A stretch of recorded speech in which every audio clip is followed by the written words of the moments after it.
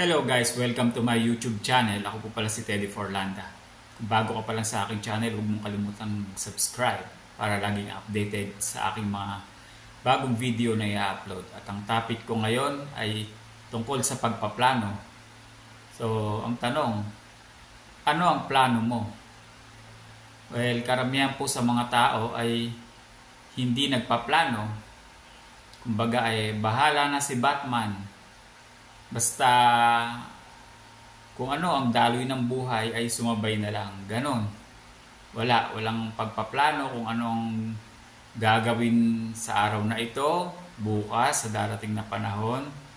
Wala. So, bakit po napaka-importante ng pagpaplano? Magbibigay ako isang halimbawa sa inyo. Nakakita na po ba kayo ng isang bahay na ginawa na walang plano? At pwede po ba ito? Ako nakakita na po ako at pwede naman ito. Subalit, makikita mo rin sa isang bahay na walang plano na ang kanyang aesthetic ay hindi kagandahan sa labas at sa loob ng bahay. Pati yung kanyang structural integrity, yung sa kanyang electrical, meron kang makikita na ang ibang electrical nakalitaw sapagkat wala ngang plano. Kumbaga bara-bara yung gumawa. At kasi pagka may plano makikita mo na andyan ang di po ba architect para sa aesthetic ng bahay o ng building. At merong electrical, sanitary, may mga ganyan at iba pa.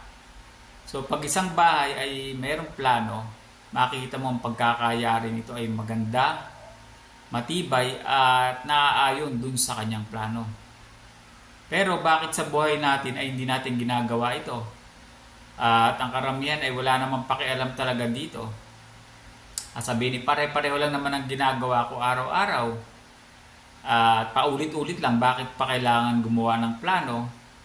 Well, isang halimbawa pa po ang ibibigay ko sa inyo.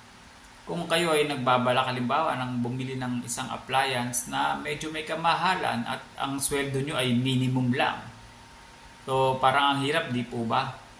Pagka minsan dumarating ang panahon, kinakapos pa. Tapos may balak bilhin. Hindi syempre titingnan mo yung mga pinagkakagastusan mo. Yung budget mo kung saan mo kailangan mag-adjust, magbawas ng gastos upang sa gayon yung matitipid mo ay maiipon mo. At upang sa gayon mabili mo yung appliance na gusto mong bilhin na may kamahalan, hindi po ba? So pinagpaplanuhan pa din po yan.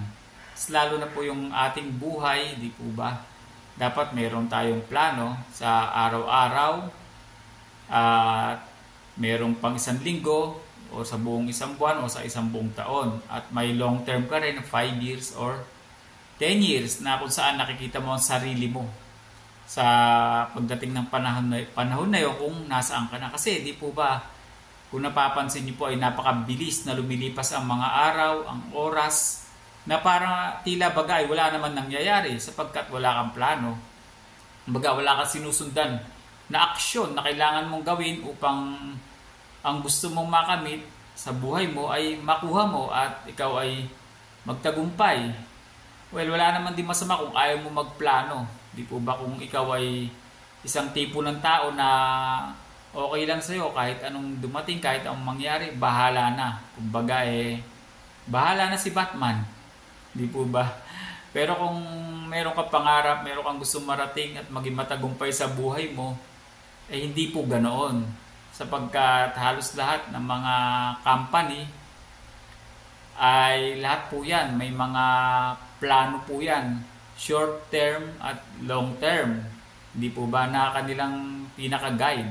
So ikaw dapat meron ka rin ganyan para sa gayon nakikita mo yung mga bagay na kailangan mong gawin at dito nasusubaybayan mo rin kung nasusunod mo ba yung mga isinulat mong plano sapagkat ang plano ay hindi lang naman isinusulat yan kundi dapat ginagawa mo rin yung sinulat mo. May action plan ka kumbaga na yung pinaka-guide. At kung sinusunod mo ito, nakakapag-adjust ka rin sa mga plano mo. Kung ang plano halimbawa ay hindi naman nag-work, siyempre, kailangan mong baguhin ito along the way, di po ba? So nakikita mo yung progress mo araw-araw sa mga ginagawa mo, di po ba? At nakakapag-adjust ka nang upang sa gayon mas lalong pang mapabuti yung iyong mga bagay na ginagawa. Kagaya halimbawa sa amin, isang real estate broker. Merong mga pagpaplano dyan, hindi lang basta-basta yan na halimbawa binigyan ka ng isang listing na nagpapabenta sa iyo ng isang real estate property. So pinagpaplanuhan din po yan, di po ba? Hindi basta-basta tatanggapin mo na lang yung listing na hindi ka nagpaplano, hindi ka gumagawa ng comparables.